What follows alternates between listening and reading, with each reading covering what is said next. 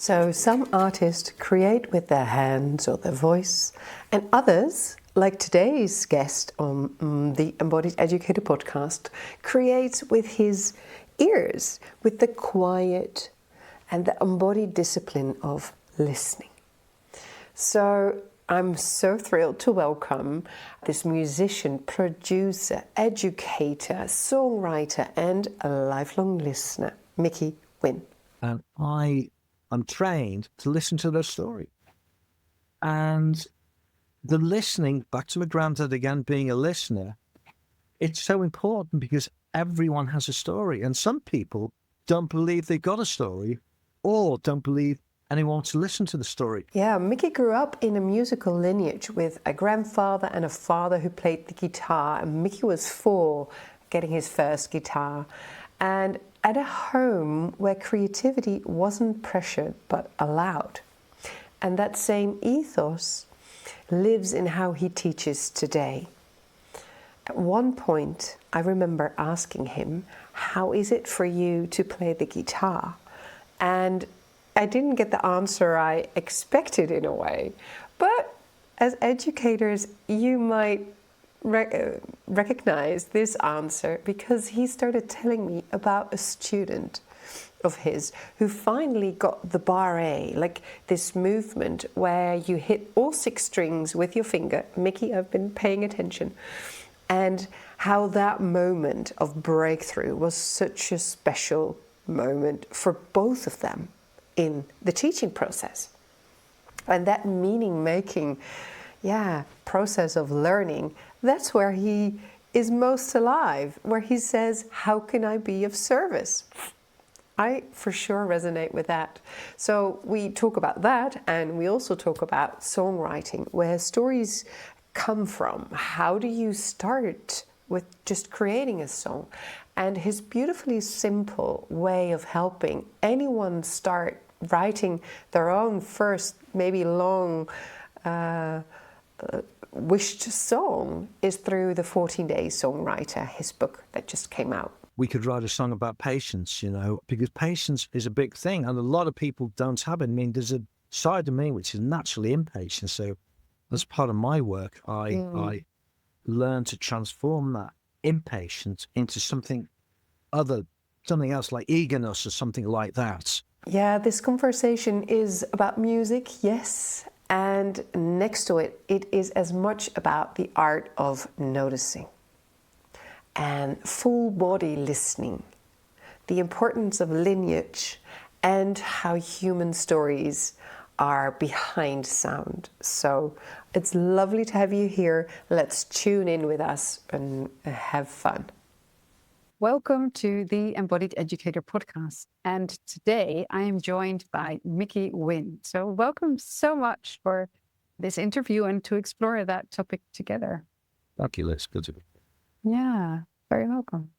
So from our first conversation, I also learned your life's motto, which was, how can I be of service? Which is like where we link. I like that. And so in the broadest sense of possibilities of who's an important teacher for you, in how you are of service to today in the embodied music world you work with and in. There's an inspiration.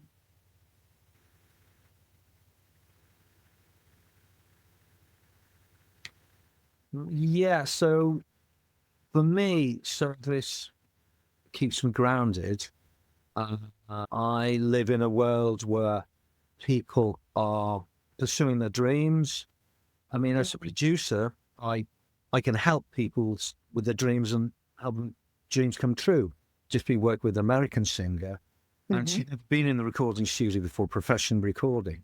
So she flew over 3 times, and we just finished mixing her recording and mastering today, actually giving our ears a rest between the mixing and mastering process.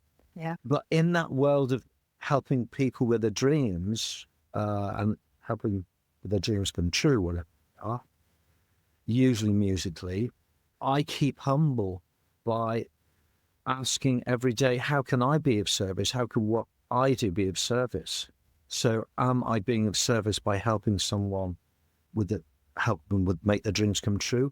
Yes, if that's what they want. If I can be of service with teaching people how to write songs, because I come from an educational background, so be it. That's a service. Something I write, like this book, that can be a service too. A song that I write or produce can be of service if it makes people's life better when they hear it. I mean, music's a very powerful thing. So, we talk about music sometimes being the soundtrack to people's lives. And we could be doing something that's very, very special. And we can remember that moment. And guess what? There's a certain music usually playing to, which takes us back when we hear it again to that moment. And so it becomes a soundtrack to your life, my life, or whoever is recalling a particular special moment for them. So for me, that's a service. And if I didn't have that grounding, I could be all up in the air with dreams and helping people with dreams and my dreams and all that. And so that's why being of service helps keep me grounded and hopefully keeps other people grounded as well. That's beautiful.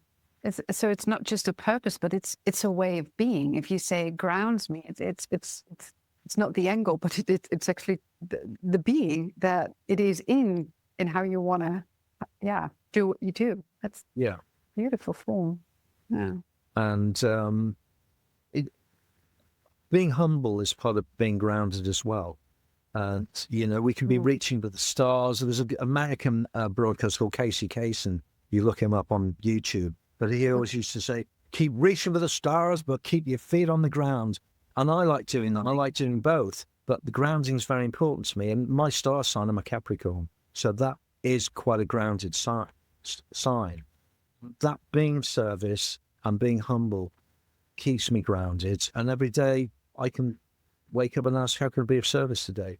At the end of the day, I can say, how was I of service today? We just review that day by day. It's a beautiful question. Yeah. And to be honest, I think that's also as educators, and I think that actually could apply for everyone to live like a more compassionate life with selves and others, to ask that question and then look back at it when you're laying in bed, ready for daydreaming or night dreaming, dreaming at all. Yeah, that's a nice way. I'd love to travel back a little bit because people look you up and look up your bio. You started early with music, writing music and learning music, which was, of course, you learning to play the guitar by your father. And I think 6-year-old, he taught you to play the guitar. Started about 4, actually. And certainly by 5, he bought me the first guitar. And then by the time I was 7, I was playing his guitar, but as a little 7-year-old playing this grown-up guitar. Wow. So being a 7-year-old, I felt really grown up. I remember saying at one point, I'm a big man now. I was a 7-year-old. It's like, had managed to furl my hands around this guitar, but by that time I was well into guitar playing. Taking it very seriously. Probably to use the modern poles, becoming a bit geeky with it, but I was picking things up from different broadcasts like radio, and some are managing to translate them to my guitar playing. And by the time I was 8 or 9, I was starting to teach my dad a few things that I picked up.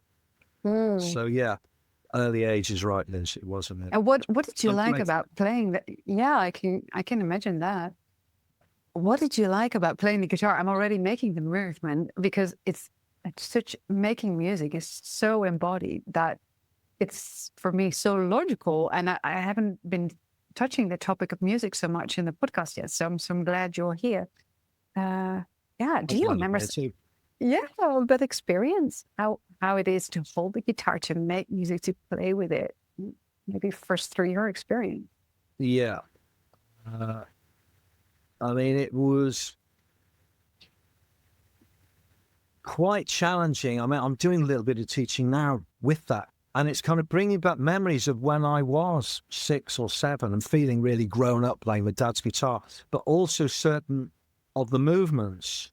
Without getting too technical for this podcast, Liz, there's a thing called the barre, where you have your flat of your first finger playing over all 6 strings on the guitar neck. And there's certain musculature required for that.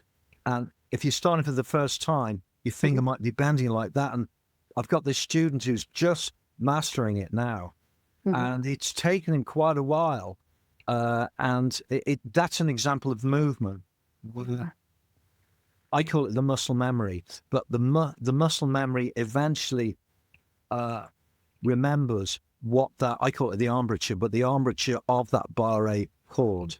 And then once he's got it, and he has got it now, this student of mine, then there's no going back. But it can be a deal breaker sometimes for students. It's so difficult because it's possible. I don't know. I'm not a doctor or anything, but it's possible that musculature for that barre chord formation is the only time it's used in all activities. I mean, someone's going to come onto the podcast and say, Liz, no, I use it for something else. But then we know what we've learned. Yes, as far as I know, it's that bit of the musculature there, if you're a right-handed guitarist, that is very specially developed just for that musculature, that barre.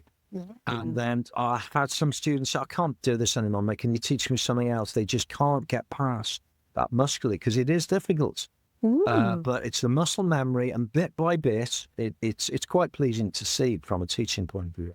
Wow. People get there, but he's like a proudness. The student of mine, but yes, it's a rare, let's say rare rather than unique, but rare for the musculature of that little bit below the first finger and where the thumb. Do all guitarists need that movement, or they're just making me geeky now too? You get the modern singer-songwriter, and he or she doesn't necessarily know all the chords, so they might never play the barre chord because they got a thing called a capo now, and they just put a capo on it. Oh yeah, exactly. That you can they can find the right key for that, and then just play open chords, which are easier to play than this barre chord.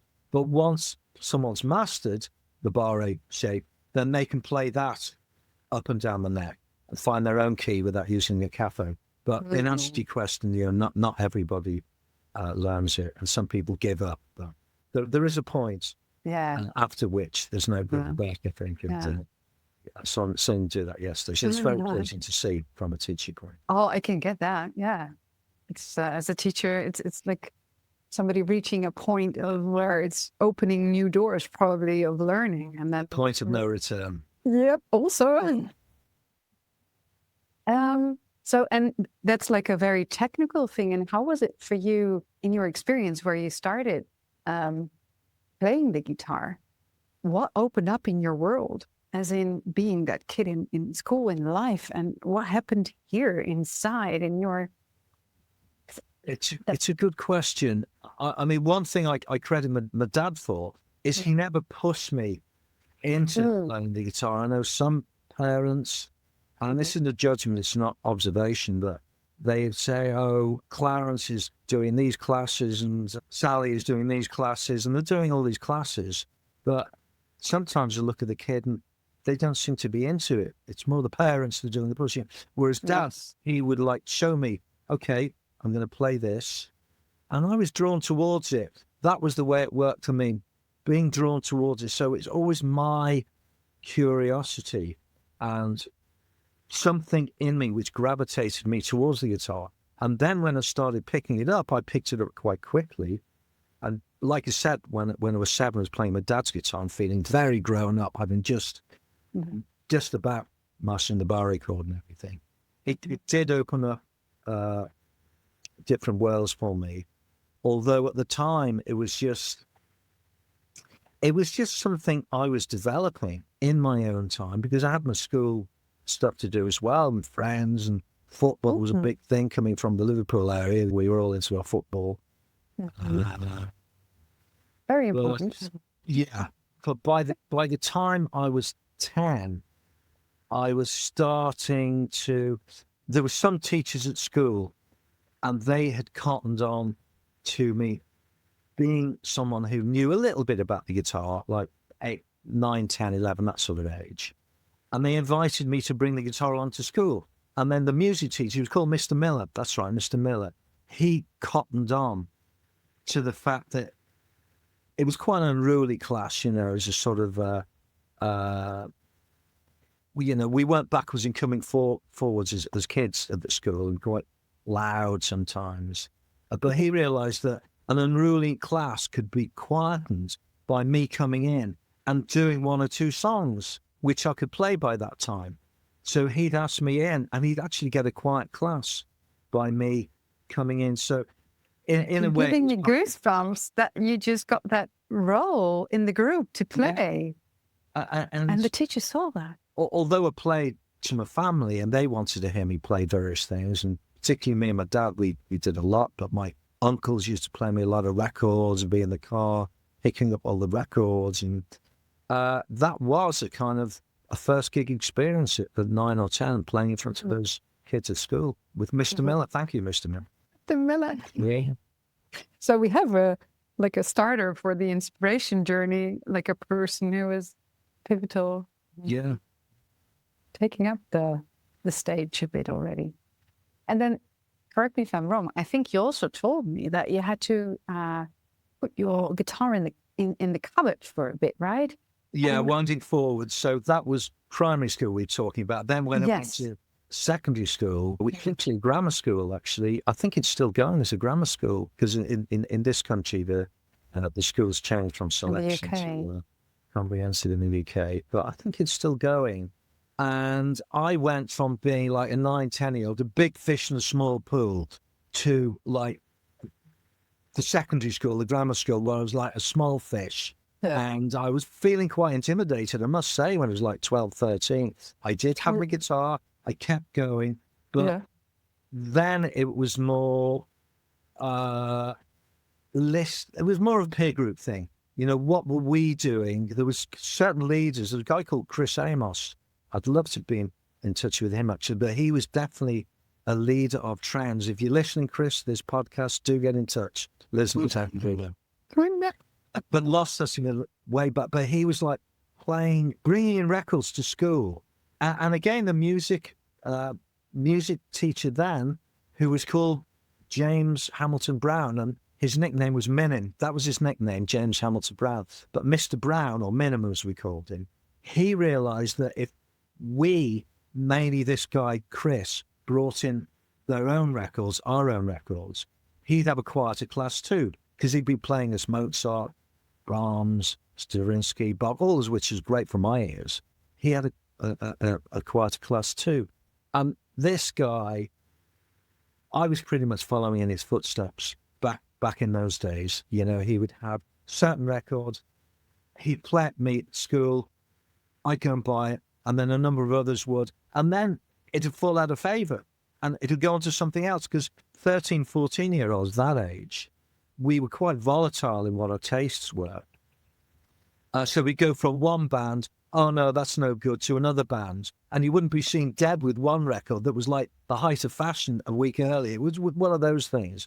So winding forwards, I then went from school. I had my first schoolboy band, which was called Captain Zombie and the X-Ray Plates. I'm still in touch with the leader of that band. Actually, he's a well-known photographer in New York now. But that was his band, and I was sort of playing a part in that. And we were playing, did a few gigs, and I think 1 or 2 of them were my own songs. I started writing more seriously then. But I was known as a lead guitarist then, sort of 15, 16 onwards. And then, can I ask you a question that's on my mind? I think let's put it now. Sure. And then, why do you think, also with all the experience you have now, because you can look backwards and you're working in music, why do you think, what happened when you started playing and the classroom quieted? What's the magic that happens there? Because I think it's so awesome, but maybe it's so awesome we can pause there for a moment. Why is it so awesome? What's the power there? Yes, I noticed the class went quiet, and yes, I noticed that Mr. Miller cottoned onto it, and I'd go along with the guitar. I think my parents were encouraged me to do that. So I remember them saying, bring the guitar along today and all that. I was aware of the power of music to that extent, Liz, but not... I didn't have the realization then that I had later on, that it has transformative power, it has healing power, it has great power to change things. Exactly. As do books. We talked about power of the book before. So, I sort of got it as a 10, 11-year-old, but not in a big way. It just... That's right. It came from... playing. Yeah. And then, secondary school, the schoolboy band. And the highly volatile. I love that expression. The first gig was Haswell Conservative Club. And the guy who got us that gig, later on, got married to Theresa May, who was the Prime Minister of the UK for a while. He went on to Oxford. We managed to get us that gig. And we realised that, well, I'm a big Beatles fan, but I realised afterwards that club was one of the first gigs, if not the first, that the Beatles played, because they were known as the Silver Beatles at the time.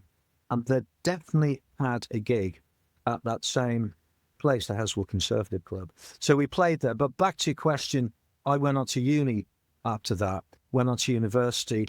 And by that time, I was taking the guitar very seriously and already had a few licks together, thanks to Chris Amos and the sort of guitarists in bands that influenced me. I sort of learned a lot by ear, so playing records, learning what the licks were, pretty much self-taught. But it wasn't just me taking the guitar seriously.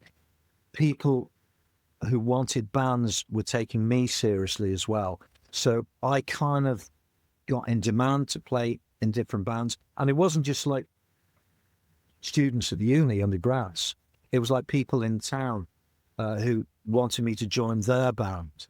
So from a studying point of view, Liz, it became a bit of a distraction. And I had to do resits, fail the exam, do resits, fail the exam. So by the time I came to my final year, which was a tough course, it's a tough course of studies, I realised that I could be in trouble for the final year unless I did something radical. And so I locked my guitar away, literally physically locked it in my wardrobe in the student flat I was in at the time. And, what happened inside of you when you did that? Look at the bed. Yeah, I missed it because, thanks to my uncle who lent me some of the money, I bought a Fender pre-CBS Fender Stratocaster, which was a beautiful guitar, which later got stolen a couple of years later, sadly. He never got it back. But at the time, I knew it was a beautiful guitar. I didn't know how valuable it was then. But it was a bit of a heartbreak to sort of lock it away. But my discipline was for that final year, lock the guitar away. Once a week, I would take the guitar out and have a bit of a play. But I'd go to the library every day and study, put my head in a book, and pretend to be a dedicated student. Some of the time I was a dedicated student. And I allowed myself out once a week. There was a bunch of us that went out once a week on a Sunday to the pub just for 2 pints. And thankfully I passed my exams. But I remember saying that I'm doing this for my parents because it was the first one in my family to get a degree. Yeah. And I knew how important for them it was. And when the graduation ceremony came up, I had the mortarboard on and the scroll, and there's 3 generations of my family there, my grandparents, mum and dad, my sister.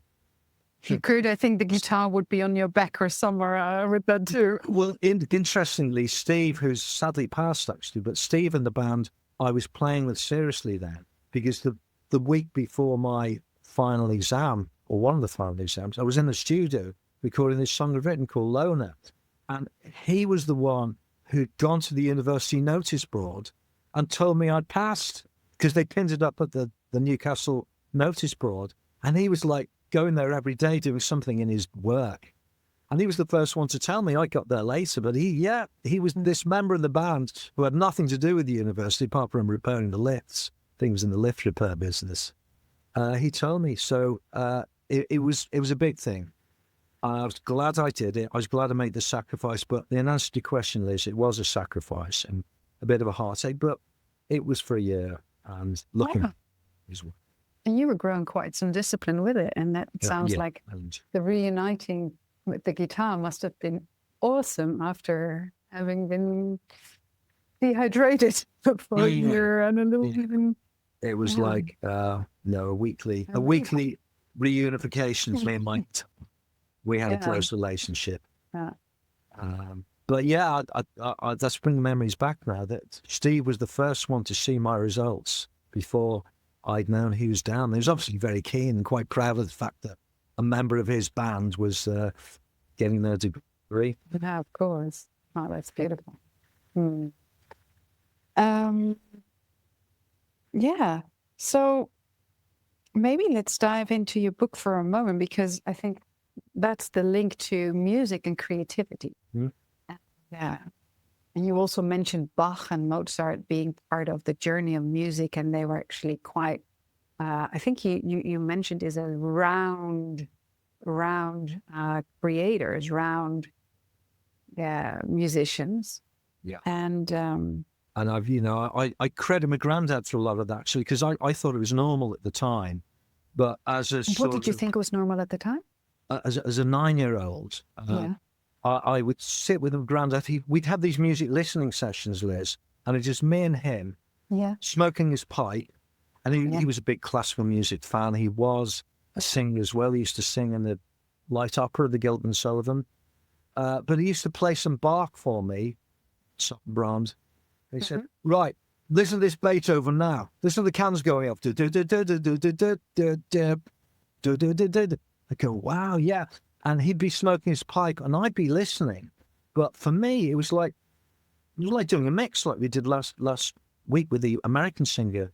And I thought it was normal. I thought all kids have that. But I realized afterwards, Liz, that it wasn't. It was like a very special part of my education, another bit of my education, which just taught me how to listen, but not just how to listen, but how to listen to some of the greats. Like Bach, I regard Bach as granddaddy of music, Bach and Monteverdi. What did it teach you? Well, I mean, it's mentioned in the book. We go on to talk more about the book. For instance, Bach was a master of counterpoint. So he'd have one melody going on with, say, the cellos, or say the Brandenburg Concerto, and then the cello would be playing the main melody, but then be other cellos playing a counter melody or counterpoint to the main melody. And in my composition, I use that today because I write choral music, as you know, as well as mainstream popular music. Yeah. And I have it in the book. There's a bit about counterpoint in the book. Who do I thank for that? The granddaddy, Johann Sebastian. And, crediting Monteverdi as well with his choral music and what he did as well. And then we followed various other composers, and people in 2025 have been following those footsteps. Yeah. It's part of the tradition. It's beautiful. You're becoming this round musician yourself, in embracing all these different lineages, I would say. I thought it was normal at the time, but I'm so thankful to my granddad for those sessions, because I realised afterwards that not everyone had that privilege. It was a privilege to be there with it. That sounds like a rich family to grow up in that sense. Yeah, beautiful. Yeah. So maybe starting point question, as in from your book, which is helping to basically write around music and songs. What could that bring? How does that link to creativity? Can you help us there? And maybe from there, we can jump a little bit to the classroom. How could that look like for a teacher, student, classrooms? What could it bring? Yeah. So what I divided the book into is 14 steps. So I call it the 14-day songwriter. Write a song in 14 days. It doesn't have to be 14 days, Liz. It's just a way I broke down the process of songwriting from the original concept right through to getting the song out, mixed, mastered, and out there, marketed in the modern digital age. So there's 14 steps to that. It can start off with an idea, And then the idea can start developing into some lyrics. So, I quote Paul McCartney in the book. He said, finding a good title is half the battle for a song. So the concept into some lyrics or some poetry, a title for the song. And I'd find the title to some song drive the process of what the song's about. Mm-hmm.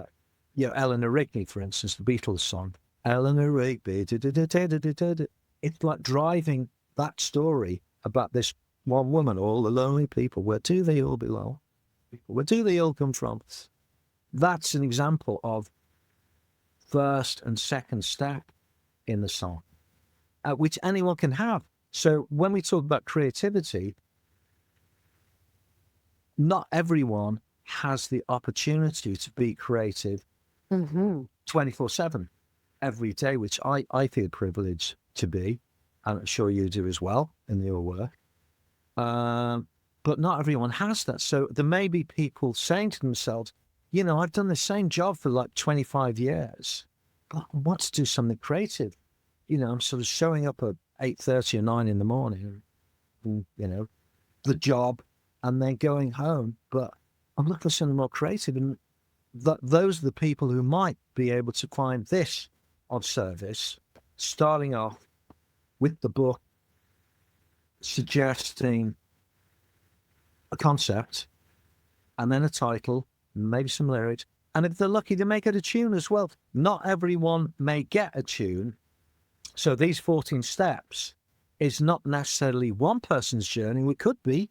I mean, you could be completely self-contained, Liz, and sort of have the concept, have the title, write the lyrics, have the tune, go in the studio. But most people will rely on a team and have someone in their team to do bits of it. So it might be someone else to write the tune. I get asked quite a bit to write tunes because I have this ability. We call it top lines in the musicals, rather than an ability to write top lines quite easily. Someone else might want to record them. Someone else might want to play a piano for it, or a bass or a guitar. Someone else might want to mix it. So it's a team process. But the 14-day breakdown is how to do it in 14 steps. So especially the writing. Yeah. So it's my story that comes out and that you help me guide to. Yeah. And I say this in the book, Liz, keeping it story-based is so important because... What does that mean, keeping it story-based? I take the point of view that everyone has a story. Like we talked about the homeless guy outside the store I went to on Monday when it was raining down in where I live. And didn't get into the store, so I was speaking to him. He's got his own story. He'll tell me a bit about his story. I do a bit of volunteer work called Band of Brothers in the town I live in. And that's like mentoring, being trained as a trained mentor, to mentor young people coming from troubled backgrounds, fractious parents, getting in trouble with the law, drugs, whatever it is. And I'm trained to listen to their story. And the listening, back to my granddad again, being a listener, it's so important because everyone has a story. And some people don't believe they've got a story or don't believe anyone wants to listen to the story. So what I say in the book is make it story-based if you can. Tell your story. What's your story, Liz? What's my story? Make it story-based, and then it becomes more personal. But then that may free up some of the creativity, which I believe everyone has. They've all got something to be creative about. But yeah, it's a good point you raise that. The story basis is very important in this book. Making it your own story. How do you tell the story in a song? And a lot of these songs, the modern song, is like 2 to 3 minutes long. How do you tell a story in that time? And you have experts. We can think of Elton John, Paul McCartney, Beyonce, Adele. They can like put that story in a nutshell. Ed Sheeran, to give the modern context. How do you tell a story in 2 to 3 minutes? It doesn't have to be a lot. It can be. It doesn't have to be a lot. Do you have an entryway in? Because I'm like, oh yeah. How could that look like? Or do you have like...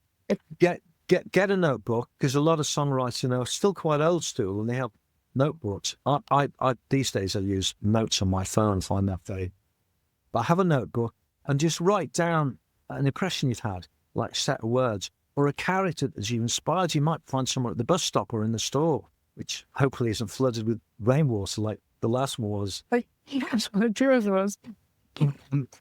But note a few things down, and then you might get a title.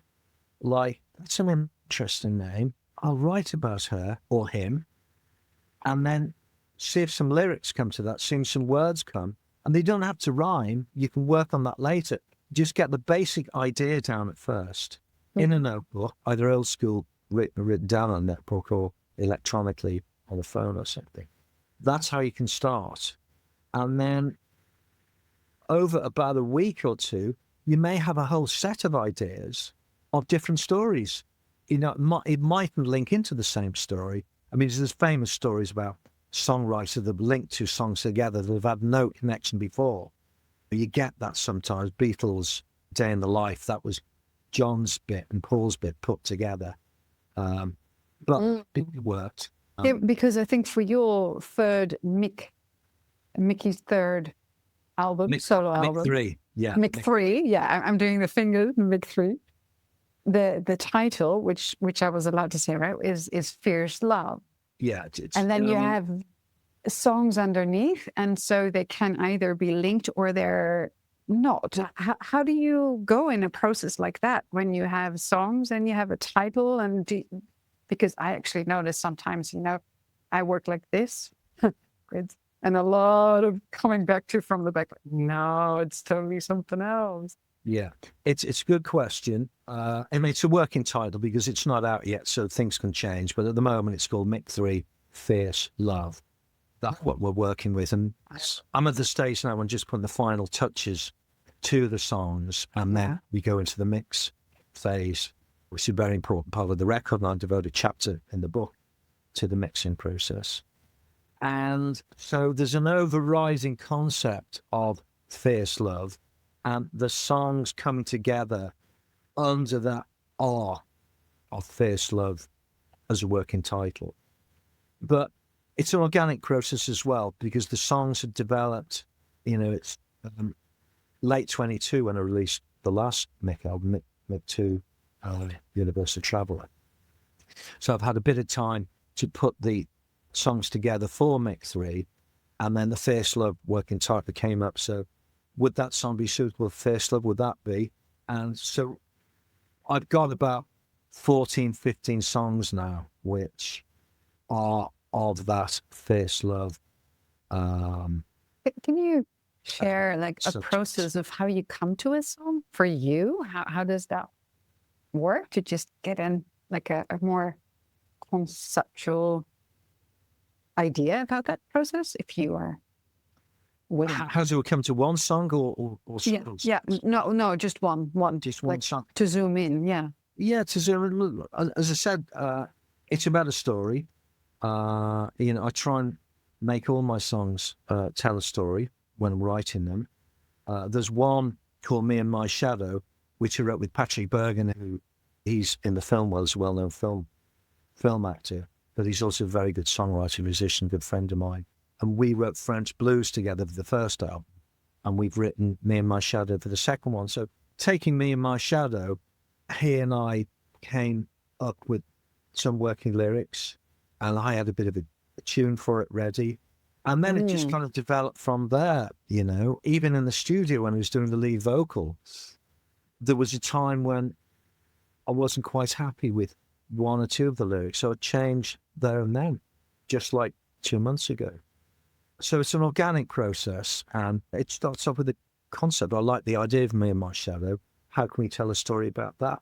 You know, and then as part of my personal growth work, I did a bit of shadow work and work about discovering what the shadow is, and that these workshops we can do. So that inspired me to put a bit of that experience into it. And then I personified the shadow like I'm having a conversation with my own shadow. Shadow, why can't you just let me go? That sort of thing. So it organically went from there. Then it became production, added more of the music to it. I could have broken every song can be broken down into those 14 steps. But I believe it's easier for people to have a step-by-step process for the book, rather than being intimidated and like, oh God, no, Liz can write a song, but I can't, or something like that. Yeah, you like know, a whole mountain to climb.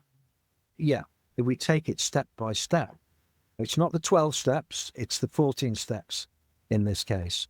Yeah. He has an extra couple of steps for this process. But to break it down, it's a lot easier if we think of things in terms of step by step.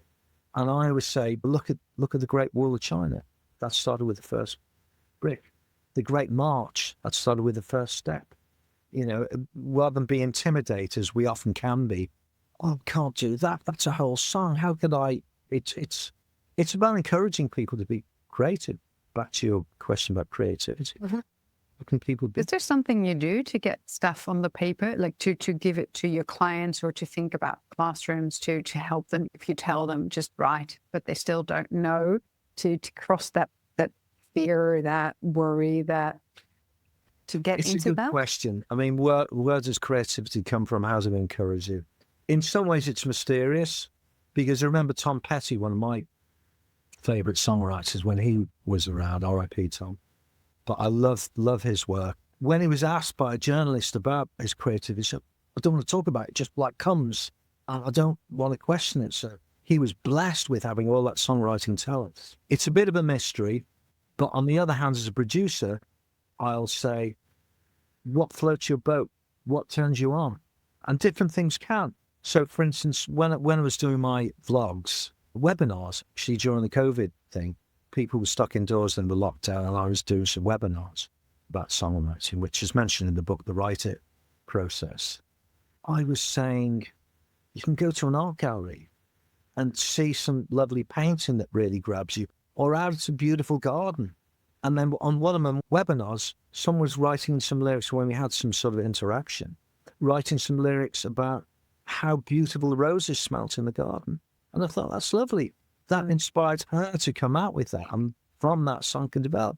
You know, it can be going to a football match or a Formula One race or down to the pub and seeing it can be all sorts of things. But once you know what inspires you, then you can sort of have a go-to.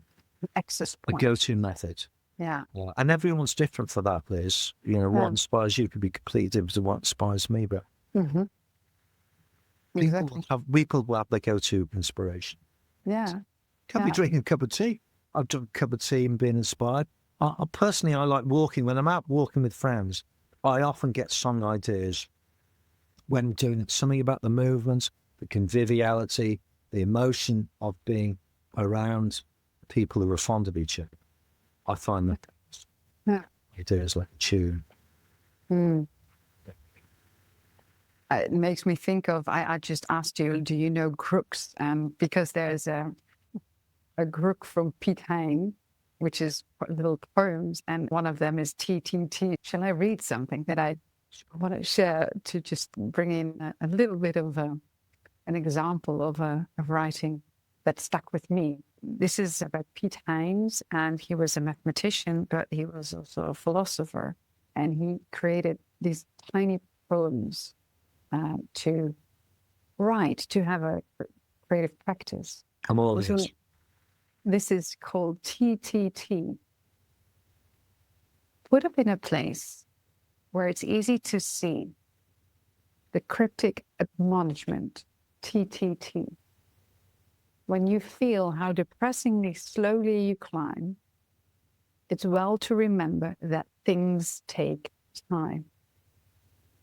And for some reason, it made me, what you were saying, like creativity, whatever floats your boat, and it takes time, right, to creative practice and to the act of showing up, what I hear you say, and the act of just following whatever speaks to you, which makes me think of Julia Cameron in a way of having these artist dates with yourself, where you do something that really fills you from the inside, and from that, the story is born. And then, like you say, when you start from that story, then you have a beautiful access point. And for some reason, that's just what fell into place when I heard you speak. Nice with poetry. Thanks for sharing that, Liz. Yeah. Yeah. I mean, we could write a song about patience, because patience is a big thing, and a lot of people don't have it. I mean, there's a side of me which is naturally impatient. So, as part of my work, I learn to transform that impatience into something else like eagerness or something like that. Oh, that's... The world is built on impatience. If you're a spiritual person, going back to your poem, there's a saying, in God's time, not mine, will it happen. Or the universe's time, or Buddha's, whatever your spiritual direction is. And I like that one. We are here, and we've got a journey day by day, step by step, we were saying before, but it mightn't happen in our time, but then things do happen. And I find the more patient I am, the easier it is to get through my journey. And I realize now patience is a power. It's actually not a weakness. The American films you see in Hollywood and everything, it's all, come on, let's go. But actually, I know now that for me, being patient is a power. And it's not a weakness. And it's a practice too. Yeah. Like so that's it. A slice of my own. Yeah, that's beautiful. That's beautiful. And that also connects me to my next question, which is all about frequencies, where you love to hang out and you love to share a bit more, I believe, because for me, when we talk about, and you mentioned the spirit, which is our bodies, we are nature, and we're not fragments, we're not body parts, we're whole. And from that perspective, we vibrate and we connect on other levels. It's been measured, right, with science too, and frequency speaks to that. So how does frequency show up in your work with music? And what can we learn from that might also help us understand the biology of learning, our embodiment, classroom-wise? What could happen if we add that to in the mix? Well, there's a guy called Tesla. First of all, I'll mention him. Tesla, who was, in my opinion, one of the greatest brains. Like the car, Tesla? We've had, Elon Musk gave it the name of Tesla. I think Elon knows quite a bit more than the scientist Tesla that he lets on. But Tesla, one of his big things was appreciating everything is at a certain frequency. And he had this thing about 369. So I'm proposing to release my album, first 3 tracks, then 6 tracks, then 9 tracks from it 3. But if we see or perceive everything as a frequency, then that means everything's a vibration. Everything's a vibration. And then we can be vibrating at a low frequency, and that's down into the sort of, we're talking emotionally, that's down this sort of fear, hatred, misery, shame, guilt. Very good, Liz. It's the lowest, yeah. Yeah, right up to joy, gratitude, love. And there's a difference, and there's a modern saying now in the music, well, your vibe attracts your tribe. What vibe am I at to attract what I'm attracting? What vibe are you at to attract what you're attracting? So how does it show up for me, in answer to your question, is knowing that as a musician, that everything is at a certain frequency, everything's vibrating at a certain frequency. Yeah. Then I have studied it a little more and asking, is there a difference? There's a thing called solfeggio frequencies. If you want to get more involved, I think I mentioned it in the book at some stage, that the tuning of musical instruments has been tuned at 440 hertz, worldwide standard since the 1920s and 1930s, I think. For some reason, all went standard. But back in the days of the Bach and the Vivaldis, they would tune their own instruments to something different. And there'd be scholars of the solfeggio frequency. So the instruments would be tuned to, like, instead of 440, 432 hertz, or 444, which is 528 hertz, the frequency of love. And in the pop rock music world, Stevie Wonder knows about this. John Lennon did a bit with it. Jimi Hendrix, John Lennon definitely.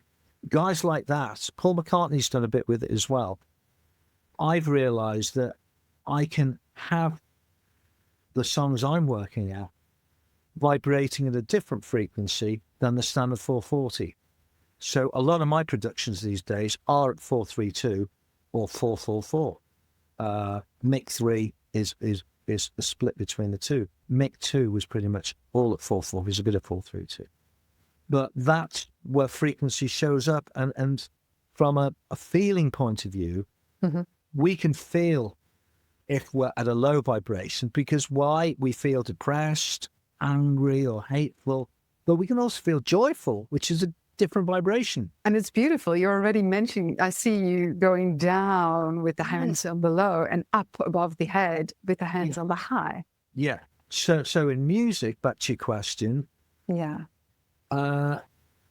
we can hear the difference between something that's been recorded at the standard 440 and something that's at a high vibration at a 444 or 432. And when I've listened to it, I've done my own experiments, I listen to it and I can feel a sensation in my body that's less tense. You know, the stuff on the radio that comes out on TV and everything, that's almost all at 440. Why? Because you know what I call it? I call it computer sound, like computer music. That's what I label it. It feels like my body's like resisting. That's often what I have. Yeah. Whereas if you were back in Bach's day or Mozart's day, their music would be tuned to a different frequency. The composer, whoever he or she was, mightn't like that 440. They certainly wouldn't have had it standardized around the world as we've had it on the radio, as you said, or the TV. Yeah. And they sort of, oh, that's a nice vibration. Can I have it? So that's a nice vibration. You know, these days, thanks to social media, you've got things like TikTok. You can go on there and look up divine frequencies. And that is just a site on TikTok, which just relates to which frequencies can help with which bit of the body. So something for tonight, I've been around a lot of music, so I have a ringing in my ears with a certain amount of tinnitus. A lot of musicians have that lead. A cure for migraine, or a cure for a common cold, or a cure for a sore throat, or a cure for feeling down, depressed. There's all these frequencies around, and the divine frequencies very kindly will have a page you can click, which just has that frequency for a minute or two. And I think that's brilliant, actually, to have that as a learning device. You know, people talk about social media and how the ills of it, but it also has a lot of good stuff going on. And that's one of them, the frequencies. So that's a rather long way of explaining the answer to how does the frequencies show up in my musical life. Can I ask a silly question? Because the vibration, when you make music live, you can feel it, you can sense it. And when you play it through devices, is the resonance, does it change? Because if I play, let's say, for instance, music through my earpods and it is on 432 or like 444, and the frequency of love was 544, did you say? No, 528 is the frequency of love or God, okay. Some people call it. But that, as a guitarist, which is my main instrument, that goes down to 444 hertz in A. Pods, devices, yes. Laptops. You can go on YouTube and look up solfeggio frequency, or go on TikTok and divine frequencies of solfeggio and find it there. For me, the modern device doesn't have enough bandwidth for listening to music that's been well recorded, well produced. So it helps when one's hearing a nice frequency to listen through more comfortable speakers. See those speakers at the back in my room there? There's two speakers. The two up. Yeah. They're called Morden Shorts, and I do some monitoring for those. But the Morden Shorts were British-made speakers, which were well regarded, and I can listen to certain bits of music which improve my appreciation. But in answer to your question, Liz, you can listen on a phone or a laptop, and you can hear the difference if you tuned in to a body and doing a bit of breathing in the moment, being mindful, as you put it, and appreciate the difference between the rather more tense 440 standardized tuning and the perhaps more relaxing 432 or 444. Hear it for yourself.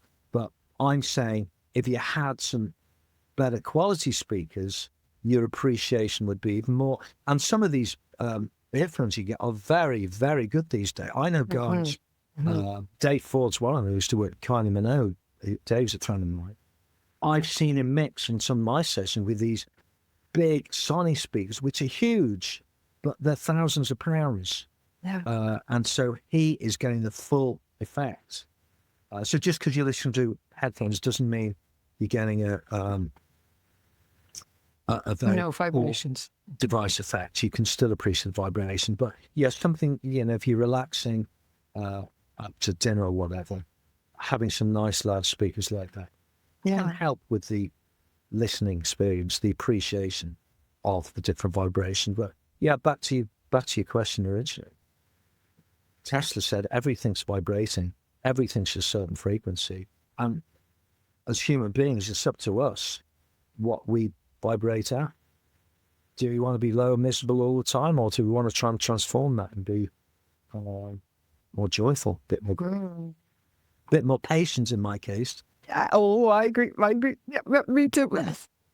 What helps you increase your vibrancy to just be very personal and specific? To give an example, do you have an example? Well, this is just for me, and I don't evangelize about it, but I like meditation, and there's an app on the phone.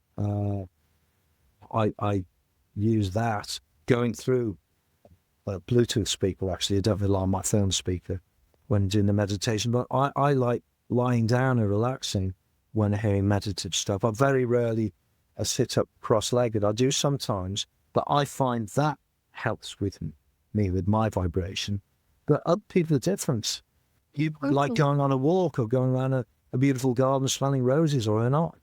People are different. Back to the inspiration factor. What is it? What's your go-to means for inspiration? Yeah. Some people go to the pub and have a few drinks. My cousin's coming down tonight, so I'm going to be going out with him for a bit of a laugh. And some people get inspired by that. Yeah. Other people get inspired by having a cup of tea, meditating, whatever. For me personally, I like meditating, and it keeps me grateful, it keeps me humble, and it keeps me joy-free as well. Mm-hmm. I'm protected. I think a certain vibration can keep one protected rather than vulnerable. We can all be vulnerable and be unprotected, and then these things coming in, we're like, all the information that's going around, the media, the news, who listens to the news these days and manages to keep hopeful and joyful? There's so much information, newspapers, posters. Feeling more protected is, for me, when the vibrations are nice, relaxed, peaceful, calming, but I'm also feeling protected. That's a beautiful concept. It also feels like, I remember with another podcast guest, we made this gesture of a zipper and closing it around you, and I feel like that's what this vibrancy can do. Do you see the shadow of my hand? You don't see my hand? Yeah, which links me to the song. Heart, then. Cool. It links me also to the Me and My Shadow song, which you were talking about. Yeah. A little bit of share. Yeah. Well, I have so much more questions, but I'm also looking at the time and thinking, well, I think we should go towards a closing. And for me, I feel like what is something that you think could really turn the classroom upside down in embracing this creativity or listening or resting? Because you've also been talking about resting, and I love it when you actually resting the ears, and then you talk about the ears. Yeah, what do you think we could add from an embodied perspective from all the music work you've been working and dealing with to help children either in that learning space where it's too loud and oversensitivity, or maybe where it's lacking inspiration and missing the spark and the oomph and the rhythm and the beat, because that's also in music. That's what's coming alive. And sometimes that's another language. I'm bored. Yeah, the dancing is a very important thing. You know, the movement of the body is very important. We were talking about whirling dervishes before, and that's a kind of conscious movement, Yeah, which can help keep the body engaged, but also to keep a certain state, keep it vibrating. So back to your question about the classroom, I would say knowing that relaxation is better than tension. My old A&R guy used to say tension's the enemy of the artist. Keeping relaxed, how kids can, mindfulness, you were talking about mindfulness, how they can get into that. My little boy, he's 12 now. Remember him talking about being taught mindfulness school. He said how important it is for him to relax. Knowing that inspiration works differently for different people. So finding out at an early age, it could be 8, 9, 10, what is their inspiration? And also it's an important question. Also to write individually. So to say to each of the people in the class, what is your story? Have you got a story to tell? Oh, no, I don't think anyone, I've had people in Band of Brothers say that to me. No one's interested in my story. Yes, I am. I'm listening to your story. So if they're thinking that, say no. Think you've got a story that the whole world wants to listen to. And then they might get a bit more confidence about telling the story. But start off with a concept. Might be Garden of Roses, might be a football match, going to the pub, whatever it is. And then title, and then seeing what flows from that, seeing if something's organically driven along by the title. Doing those things, but keeping it relaxed and keeping it calm. Because, getting back to the 440, I found the body's more tense listening at 440 than it is just in a marginal way, but it could be important of the whole song. Or someone listening to music all day on the radio, it could have a beneficial effect. Being relaxed and less tense. And breathing as well. I think the breathing's important. You're being aware of one's breath. We're just taking a mindful breath now, aren't we? I see you and I do the same. Yeah. And being present in the moment. Yeah. Can I challenge you to close down with the, what did you call it? The dervish? The twirl? You want to see that? Yeah, and I want to join you. Can I? Can we do that? Because okay. I always love doing it together. 21 times in clockwise direction. 21 times in a clockwise direction. I'm going to put it like this. So you look down and see the clock going clockwise. Yeah. Yeah? All right. And then arms out like a dervish. Yeah. And we go around 21 times. I take my shoes off because I like... Oh, good. Yes, I'm on socks. And socks. I can slide. 21 times. Okay, clockwise. 5, 6, 7, 8, 9. Take a breath. 14, 15, 8, 21. Left feet on the ground. Yeah. Keep centered. Take a breath. And then back to the podcast. Takes me a little bit. I'm one that gets, I get nausea. The Kate Bush studied this. Oh, yeah. A lot of the Yes. choreography involved sort of dervish, Gurdjieff type movements. Yeah. And I got mine from the 5 Lives Tibetan Yoga book, because I'm a big yoga fanatic in my life. And that 2112 I do every morning. You when do I it can. every morning. Wow. Yeah. And the more the body gets used to it, the faster you can go. So it's not advisable to like start off spending like mad, because you get dizzy and fall over. And I did that when I first started, and it's not advisable. Start off your own pace. It's like playing guitar. You know, start off like really slowly playing the guitar chords, and then just gets faster and faster. It's much So that's your whirling dervish for you. That's my whirling dervish. That's so awesome. That's so cool. And it actually makes me think of a lot of neurodiverse people, and especially on the autism spectrum, also love spinning clockwise in the northern hemisphere and counterclockwise in the southern hemisphere, because actually the gravity is the other way around, right? Yeah. And that actually helps them ground, because they often elevate, and the spinning makes them feeling centered, which for me actually makes me feel rather nauseous. But it's interesting how neurodiversity can also change your movement. And it made me realize, like, oh, how important it is to sometimes make children, if they love doing it, they probably, especially when young, they have a reason for doing it, because it centers them. Or like walking on tippy toes, it helps them ground, like you talk about being grounded with your practice of being of service. So it's such a beautiful reminder for me to, maybe close down with that idea as well. So everybody has their own preference in the way of being. It's timely for me, actually, because I'm getting reports about different solutions for people who are autistic. I'm not sure about labels myself, actually, but I am teaching a couple of people who say they are on the spectrum. And the guitar is very helpful to them. But one of them is actually doing Sufi dances as part of her routine. So, yeah, of course. And then probably also the vibrations can work even stronger, because of their sensory and motor proprioception is stronger. So that can be very healing too. Yeah. Powerful thing, Liz. Yes, it is. And with a powerful album to come for Fierce Love from you.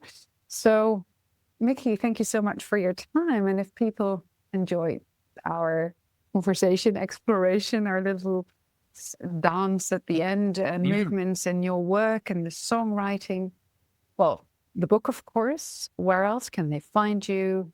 Yeah, where do they go? Yeah, there's a website called the 14daysongwriter.com. And on Amazon, it's on sale on Amazon. There's a paperback digital version. But if they go on 14daysongwriter.com, they can just click that on audio from there. They're interested. We're reaching out to a few music colleges in England at the moment to see if they want to have it as a textbook. So you never know. Talked about the power of a book before. It can open doors for people. Yes, exactly. So that's so beautiful. And then maybe in music classrooms where they maybe can focus a little bit more of the songwriting or producing. Yeah. Well, thanks for sharing. Just the future list. You know, I've got a 12-year-old. You look to the future and think, how are they going to be in the world? You know, how can what we know, be of service to them? That's our future. That's so true. Thank you for turning that perspective, because how can we be of service to them? Yeah. Makes me ease into the back of my chair and think they have to do it. What can we help and guide and ask them the questions? So it's turning the lens. It's a beautiful one. Thank you. Thank you. Thank you. Very welcome. Wishing you a joyful day. Cheers, Liz. Yes. See you on. Hi there, thank you for listening to my conversation with Mickey Wynne. And I sure do hope you didn't get nauseous, as actually I did with the zoomies at the end. I also hope it reminded you, as it reminded me, that creativity often begins long before we call it creativity. And sometimes it begins in the atmosphere we grow up in, like Mickey's. But it can also be in a teacher's gentle invitation or in the lineage we didn't realize until later, where you start to unfold stories of your great ancestors, what you're part of. Although you can often feel it in your bones somewhere, without maybe knowing, without recognizing, or maybe with knowing and recognizing. Yeah, so let that be an invitation. If it sparked a memory or opened a door, follow it. And to support this podcast and the Embodied Library we're building, you can share the episode, leave a review, or make a small donation. All links are in the show note to do that. So, as always, stay curious, stay embodied, and keep following the spark.